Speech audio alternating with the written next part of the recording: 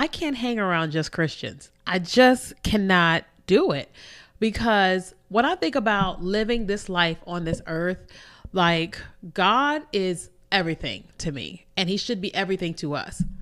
And, right? God is everything to me. And if I found myself where all I could do was hang around Christians, I honestly think I would be miserable. But today we're going to talk about it. So we're here on the You, Me, and Jesus podcast. And I know you heard me say that I can't hang around all Christians. It's true. That's not clickbait. It's the truth. It's exactly how I feel. And I want to unpack that, okay? Because I know that hearing that could sound kind of polarizing. It could sound like, what in the world? But I think by the end of this, you are going to agree with me, okay? So let's talk about us as a person, right? So me as a person, I love God, right? Me as a person, I love animals. I love food. I love traveling. I love cooking and game nights and hanging out with people, bringing people together. I love college basketball. I love watching women's soccer. I like soccer, period, but I love women's soccer, right? And I love to dance. And so many other things. I love social media, all that, right? And there are people who love God that don't love college basketball. There are people who love God who don't love to travel, who don't love this, and this game nights, right?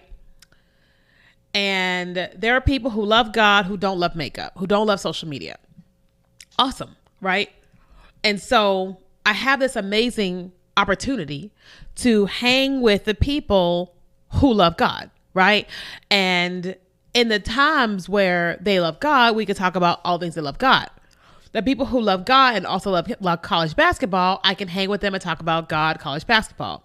The ones that love God and love makeup, we talk about makeup, right? Okay, great. So let's just say all of my friends love God and they're fit in some type of bucket, right?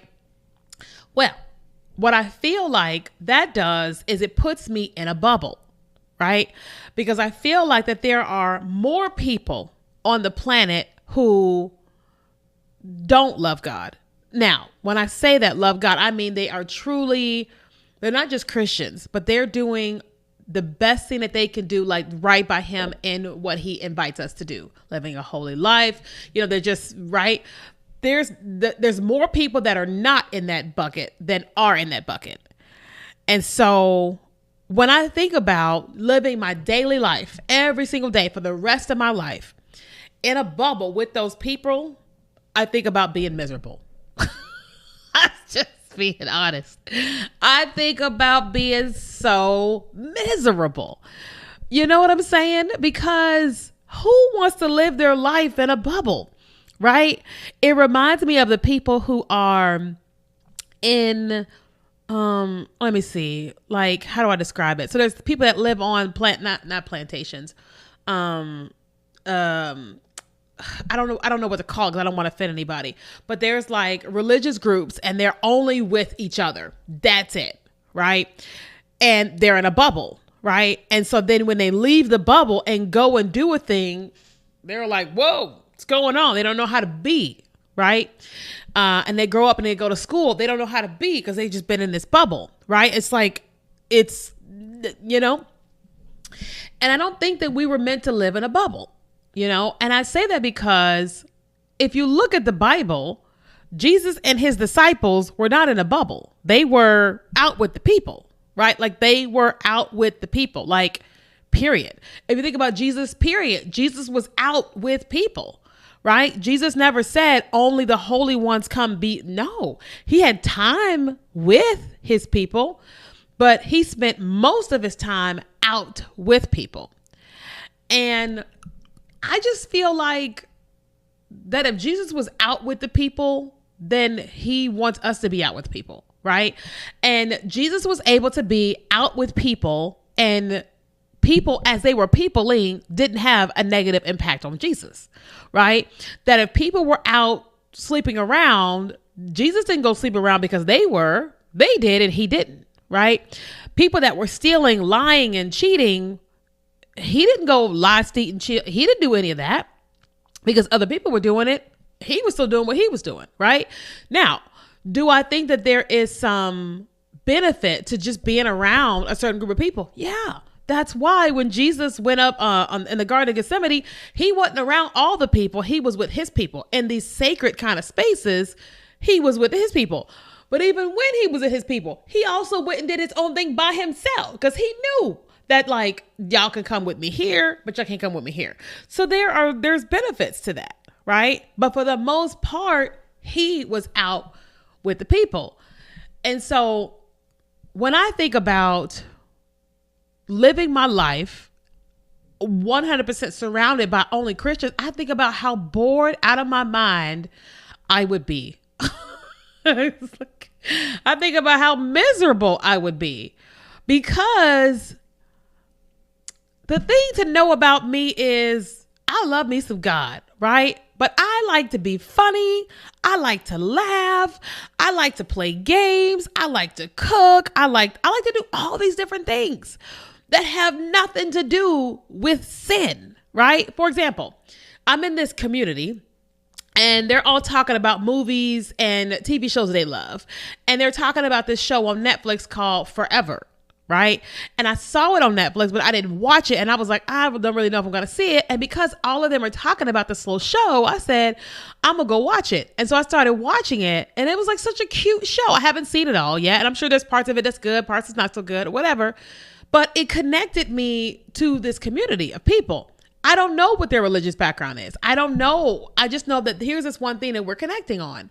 And I am enjoying the fact that I can watch this show that I normally would have watched had they not said it. You know what I'm saying? And like right now, I'm really learning hair, makeup, and fashion. And I'm learning a lot of that from people. I don't know if they're Christians or not. We haven't gotten there yet. But I'm enjoying my time getting to know them getting to know me, and me learning these new things with these people and having these new experiences with these people. You know, like I'm in a private Facebook Messenger chat, and we're talking and connecting and laughing and all that stuff. And I don't know what their religious I don't know, but I'm really enjoying who they are, you know? Now, we went to dinner together and they were asking about me dating. And I was just like, well, I'm on the journey of dating, but I'm a minister and I don't believe in sex before marriage. So most men aren't my guy. And I'm like, so I'm trying to figure it out, you know? And they were like, they respected it. And then we moved on to the next part of conversation. You know what I mean? It was like I stated who I was, what I believe, while also just being in a community, in a room with them.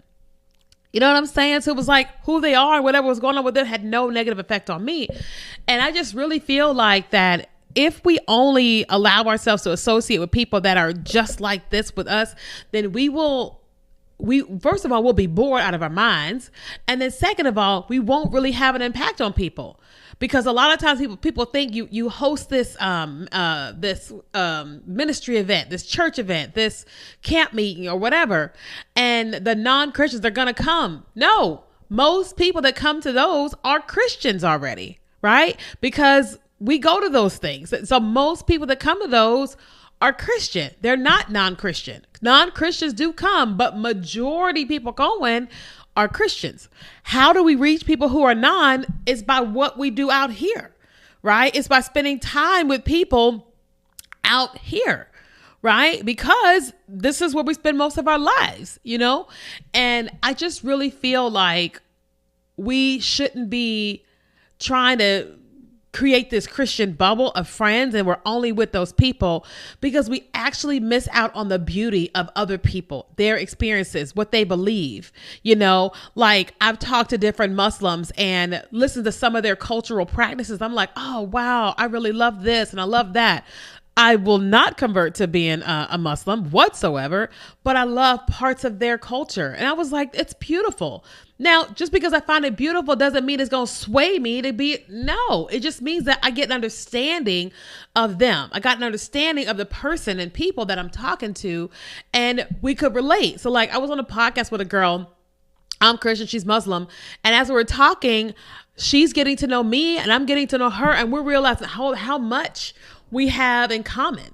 And the only difference we really had was that she's married, she's got kids, and she's Muslim. And I'm single, no kids, and I'm Christian. But the amount of things that we agreed with and connected on was beautiful, right? Now, could there be an opportunity where one day she converts to Christianity? Yup. And is there an opportunity for me to convert to nope, right? But if I allow myself to be in relationship with her, connecting with her, engaging with her, guess what? Who I am and who Christ is in me has an opportunity to shine, to, drip salt on her, because there will come a time when Jesus will visit her and will invite her into a relationship with him. And then she's going to have questions, right? She's going to want to be like, what about this? She's going to have questions and she's going to ask God. But what if also the friendship that I'm developing with her makes her feel safe that now she can ask me questions? So I have friends of mine who are non-religious whatsoever, and they're in whatever lifestyle. And I had someone years ago who was dealing with something really, really painful. And they came to me and said, can you pray for me? And I was like, I sure can. I was like, but I also think God wants to hear from you. And he said, well, I don't think God wants to hear from me. I'm this, I'm that. I'm like, I don't think he cares about that. I think he cares more about you and him having a relationship than whatever you got going on here. And he said, okay. And he went and was praying. He said he was bawling his eyes out. And I was like, see, you were crying because you're trying to connect back to the God that you think that hates you, who doesn't hate you. And you're going to hear from him just as fine.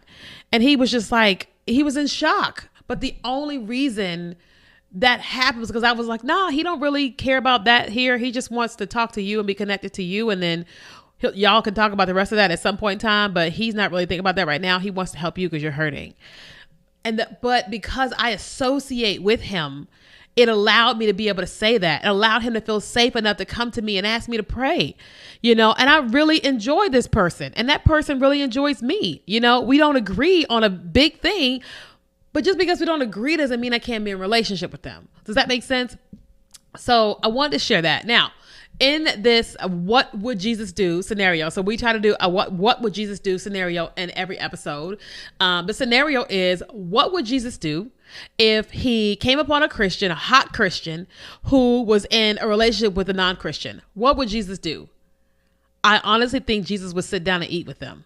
I think if they were having Cane's chicken nuggets, if they were having Wingstop and fries with the ranch dressing, I think Jesus would say, can I get some buffalo wings and some lemon pepper with some fries and an extra ranch? That's what I think Jesus would do, and some water. I do. I think he would ask for food as well, and he would sit down and he would enjoy food with them. I think he would laugh at what they were laughing at, long as it wasn't crazy, and I think they would enjoy themselves with him. I think they would be curious. I think he would ask them questions. I think they would ask him questions. I think at some point in time, they would be bawling their eyes out because they're with Jesus and the Holy One, and they would be experiencing God, right? But I think he literally would pull up and say, give me some lemon pepper wings, some mild, the New Mexican street corn, and some fries with the Cajun seasoning and some ranch dressing. I want a big ranch. I really do, because he's just not the one that's like, I'm so holy. You can only come to me when you're holy. You can only be around me when you're holy. I just don't think he's like that. I really don't. I could be wrong, but that is not the God that I know. That's not the Jesus that I know. The Jesus that I know feels like me, right? But he's perfect, right? And he is so welcoming. He's so inviting.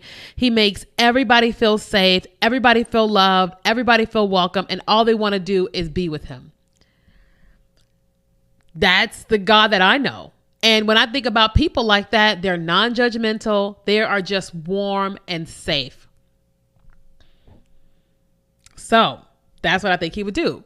So if you're someone and you're not a Christian, here's an invitation. I think he wants to have a conversation with you.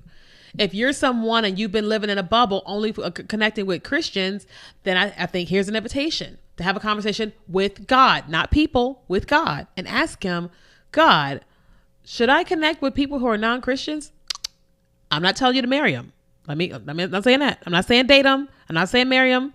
And I'm saying make them your confidants. I'm saying, can you be friends? You can be connected and friends with people without them being your spouse, right? Listen, if I'm going to marry you, oh, honey, you're obsessed with Jesus as much as I am, because we combining our whole lives you gonna love Jesus as much as I do, or I'm gonna be single. Okay.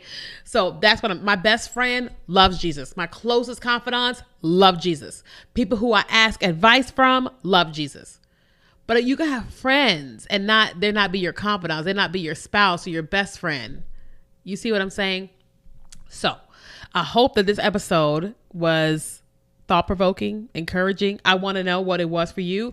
Tell me here in the comments here on YouTube. If you're listening to the show, please let me know. I know you guys are listening, but I don't know what you're thinking.